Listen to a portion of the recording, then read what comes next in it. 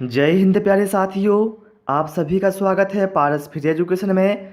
आज इस क्लास में हम पर्यावरण के टॉप 15 प्रश्न पढ़ेंगे जो आपके सिलेबस के अनुसार होंगे, जहां से आपको एग्जाम में प्रश्न देखने को अवश्य मिलेंगे। इसलिए आप सभी से रिक्वेस्ट है वीडियो कंप्लीट देखें। तो चलिए भाई हम शुरू करते हैं। प्रश्न क्रमांक 1 से कहा गया है, निम्नलिखित में से किस मिट्टी का निर्माण रूपांतरित और खादर चट्टानों के अपेक्षय से हुआ है और जो लौह अयस्क से परिपूर्ण है?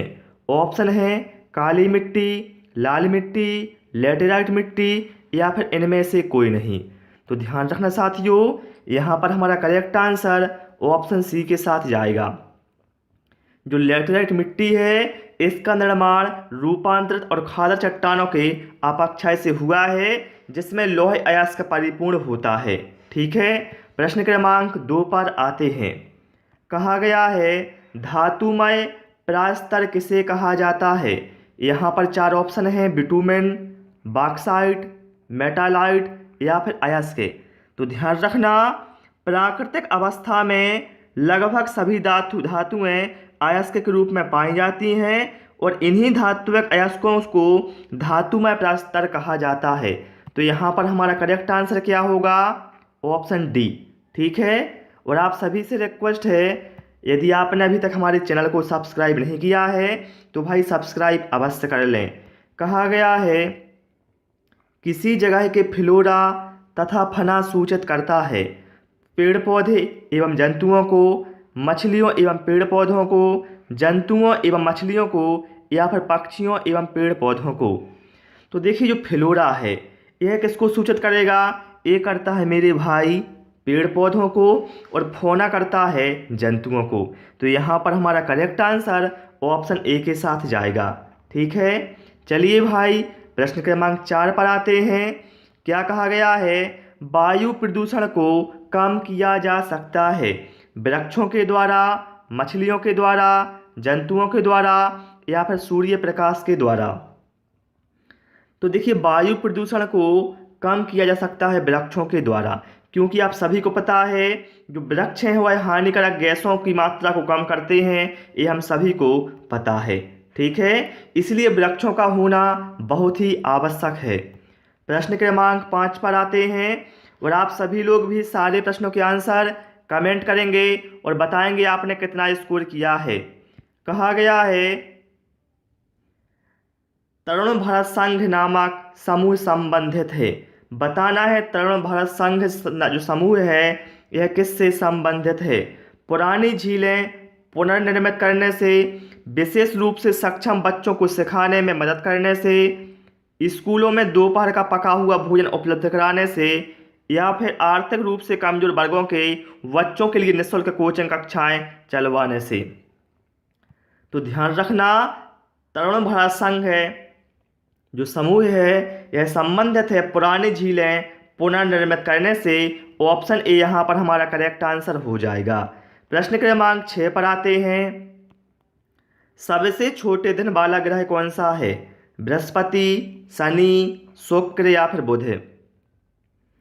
तो ध्यान रखना साथियों आप लोग कि जो बुध है यह सबसे छोटे दिन वाला ग्रह है।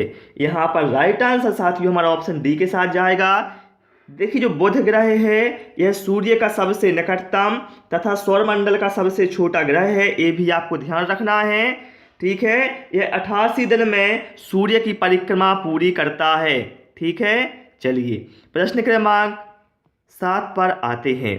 अधिकतर पेड़ पौधे पाए जाते हैं स्थल मंडल में, जलमंडल में, वायुमंडल में या फिर प्रकाश मंडल में?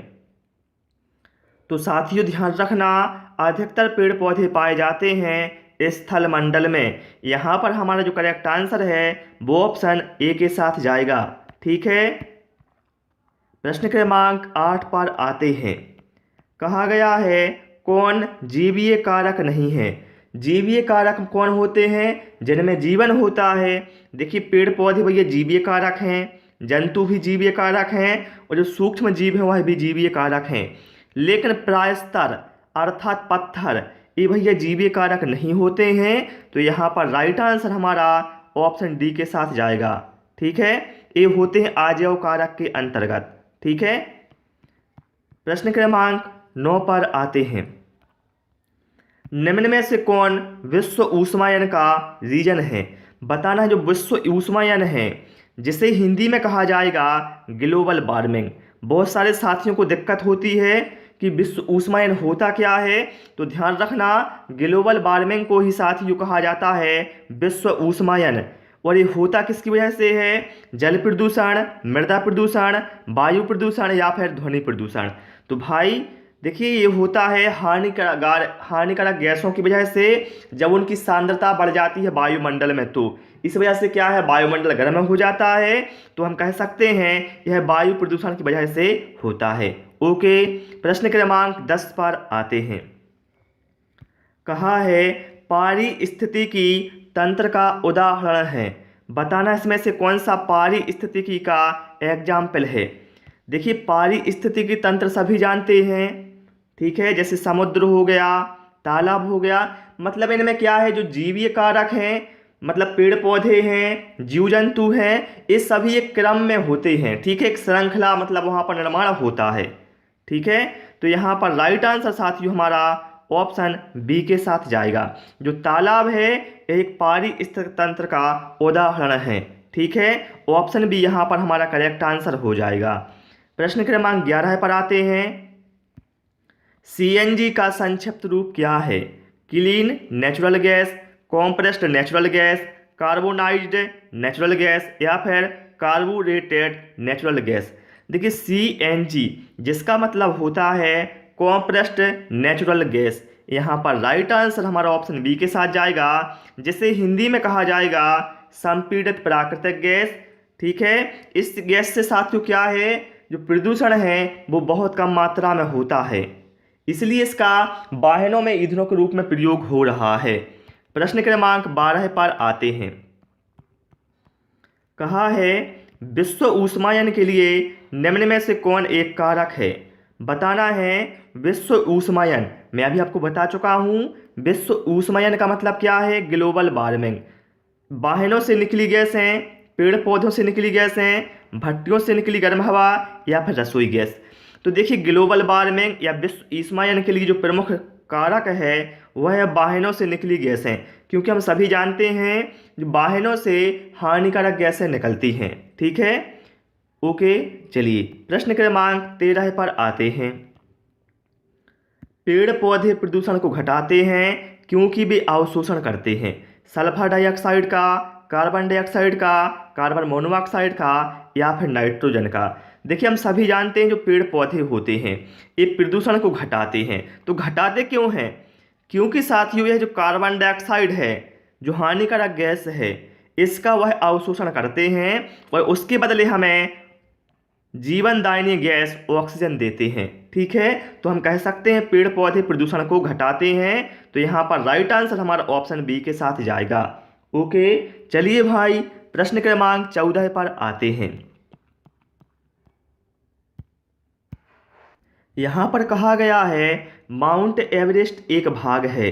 देखिए, माउंट एवरेस्ट हम सभी जानते हैं यह क्या है, विश्व की सबसे ऊंची चोटी है। ठीक है, जिसकी ऊंचाई है 8,848 मीटर। जो किसका भाग है? तो भाई यह नेपाल का भाग है। ऑप्शन सी यहाँ पर हमारा करेक्ट आंसर हो जाएगा। और ध्यान रखना, नेपाल में इसको सागर माथा के नाम से जाना जाता है, कई बार एग्जाम में पूछा गया है। प्रश्न क्रमांक 15 पर आते हैं और आप सभी लोग इसके बाद हमें कमेंट करके बताएंगे आपने कितने क्वेश्चन सही किए हैं 15 में से। निदान के पश्चात कोई डॉक्टर रोगी से कहता है कि उसके खून में हीमोग्लोबिन की कमी है, तो उस रोगी को आयरन की कमी को पूरा करने के लिए क्या क्या खाना चाहिए? बताएंगे आप लोग। यहाँ पर करेक्ट आंसर क्या होगा? तो भैया, उस रोगी को यदि आयरन की कमी है, ठीक है, तो आयरन की कमी को पूरा करने के लिए उसे आंवला, हरी पत्तेदार सब्जियां और गुड़ खाना चाहिए, क्योंकि इनमें क्या है साथियों, जो आयरन होता है वह भरपूर मात्रा में होता है। तो यहाँ पर राइट आंसर हमारा ऑप्शन डी के साथ जाएगा। ठीक है प्यारे साथियों, अभी क्या है, जो मेरा स्वास्थ्य है वो सही नहीं है, इसी वजह से जो क्लासें हैं आपकी रेगुलर नहीं हो पा रही हैं, तो उसके लिए मैं आपसे माफ़ी चाहता हूँ। प्यारे साथियों, इस क्लास में इतना ही। ठीक है, इसमें हमने 15 प्रश्न इंक्लूड किए थे।